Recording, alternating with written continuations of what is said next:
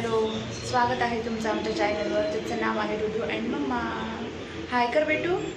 हाय. हाय. तर मी ना आज तुम्हाला बाळाच्या दोन रेसिपी शेअर करणार आहे. थांब. ज्यात आपण एक रात्रीच्या जेवणासाठी खिचडी बनवतो ना, तशी टोमॅटो आणि पालकची खिचडी दाखवली आहे आणि ड्रायफ्रूटचे लाडू दाखवले. ड्रायफ्रूटचे लाडू जे लहान बाळांना खूप फायदे असतात, तुम्हाला माहितीच आहे. रोज सकाळी रुदू तो एक लाडू खाते. तर तुम्ही नक्की जाऊन बघा, पूर्ण व्हिडिओ बघा, छान दाखवलेले आहेत रेसिपीज. हे बघा, इथे ना रुदूच्या रात्रीच्या जेवणाची तयारी चालू आहे. तिला मी जेवणामध्ये आज टोमॅटो पालक खिचडी देणार आहे. त्यासाठी मी अर्धा टोमॅटो, पालकाची 3-4 पानं, लसणाच्या 2-3 पाकळ्या, थोडंसं आल्याचा तुकडा, हे सर्व स्वच्छ धुवून त्याचे तुकडे करून मिक्सरला बारीक करून घेतले. छान मस्त त्याची पेस्ट करून घेतली. त्यानंतर कुकर तापायला ठेवला. कुकर मस्त तापल्यावर त्यात अर्धा चमचा तेल टाकले. तेल छान गरम झालं की त्यात थोडीशी मोहरी टाकायची. मोहरी चांगली तडतडून द्यायची. मग त्यात टाकायचं जिरं, हिंग आणि जी आपण पेस्ट केली बारीक टोमॅटो पालकची ती त्यात टाकायची आणि मस्त तळू द्यायची. छान वास येईपर्यंत ती पेस्ट तळून घ्यायची. मग त्यामध्ये थोडीशी हळद टाकायची, गरम मसाला टाकायचा, धना पावडर पण टाकायची थोडीशी आणि थोडेसे तांदूळ, म्हणजे आपलं बाळ जेवढं खाईल तेवढे तांदूळ धुवून त्यात टाकून द्यायचे आणि छानपैकी मस्त परतून घ्यायचे. तांदूळ चांगले फ्राय करून घ्यायचे आणि त्याच्यात चवीनुसार मीठ टाकायचं. त्यानंतर परत तांदूळ थोडे मस्त फ्राय करून घ्यायचे आणि पाणी टाकायचं. पाणी टाकायला मी इथे मिक्सरचं भांडं धुवून पाणी टाकलं आहे. रुदू असं खूप पातळ खिचडी नाही खात, तिला थोडीशी अशी घट्टच आवडते ना, त्याच्यामुळे मी खूप पाणी नाही टाकलं आहे. थोडंच म्हणजे भात शिजेल इतकंच पाणी टाकलं आहे. तुमचं बाळ जर जास्त पातळ खिचडी खात असेल तर तुम्ही जास्त पाणी टाकू शकता. त्यानंतर वरून मस्त अशी हिरवीगार कोथिंबीर टाकली आहे. कुकरचं झाकण लावलं. 3-4 शिट्ट्या घेऊन घेतल्या मी कुकरच्या. मस्त असा मऊसूत भात शिजू द्यायचा. 3-4 शिट्ट्या घेऊन घ्यायच्या. आपलं बाळ कसं खातात त्याप्रमाणे तुम्ही शिट्ट्या घ्या. हे बघा, इथं खिचडी मस्त तयार आहे. आता खूप छान वास येत होता खिचडीचा. टोमॅटो पालक खिचडी. तर मी आता इथे रुदूला जेवायचं आहे ना, तिला ताटात वाढून घेते. आणि इथं मी हे जाम घेतला आहे. हा पण होममेड फ्रूट जामच आहे, मी घरीच बनवला आहे.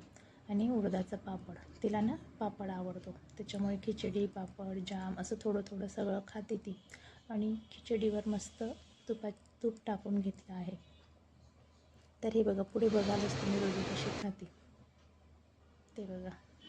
तिला छान आवडला होता तो भात, मस्त खात होती ती. आणि पापड पण छानपैकी पापड म्हणून खात होती.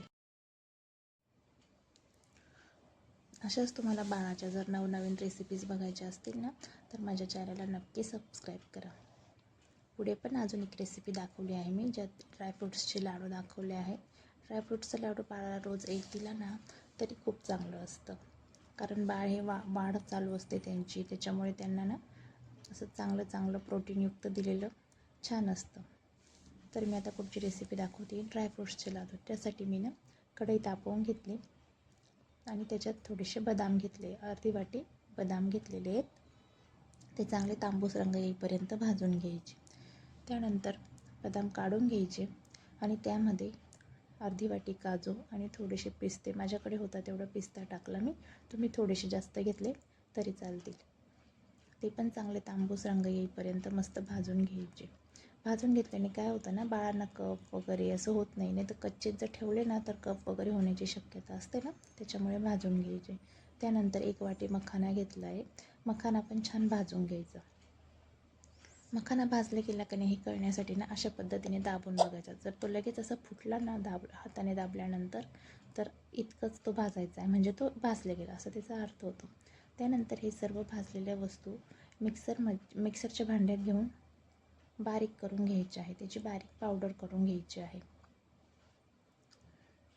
मखाना हा हाडांसाठी तर खूप चांगला असतो, त्याच्यामुळे लहान बाळांना द्यावाच, तो जरूर द्यावा. हे बघा, अशा पद्धतीने पावडर करून घ्यायची आहे. ती पावडर एका भांड्यात काढून घ्यायची. आणि त्यामध्येच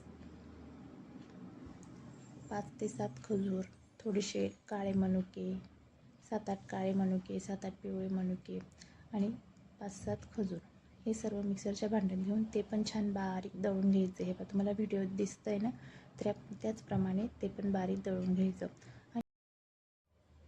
आणि मग मिक्सरमध्ये पुन्हा एकदा ती पावडर टाकून घ्यायची. खजूरच्या पेस्टमध्येच ती पावडर टाकून घ्यायची आणि मिक्सरला चांगलं फिरवून घ्यायचं. त्याने काय होतं ना, सर्व मिश्रण एकदम मस्त एकजीव होतं आणि त्याला चांगलं तेल सुटतं. त्याच्यामुळे लाडू वळायला ना सोपं जातं.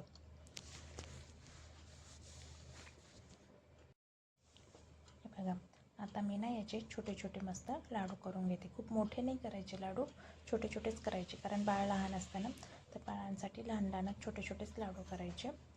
आणि हे लाडू मी ना ऋतूला 8 महिन्यापासून देते. ती आता 14 महिन्याची आहे, त्याच्यामुळे तुम्ही 8 महिन्यापासून पुढील बाळांना हे देऊ शकता. फक्त प्रमाण तुम्ही थोडंसं कमी ठेवा, त्यांना द्यायचं प्रमाण कमी ठेवा. एवढा हा एक लाडू तुम्हाला दिसतोय ना मी जसे केले, त्याप्रमाणे मी रोज एक लाडू तिच्यासाठी देते आणि ती मस्त आनंदाने आवडून खाते. आता अशा पद्धतीने मी पूर्ण पिठाचा गोळा करून घेतला आणि त्याचे सगळे लाडू बनवून घेणार आहे.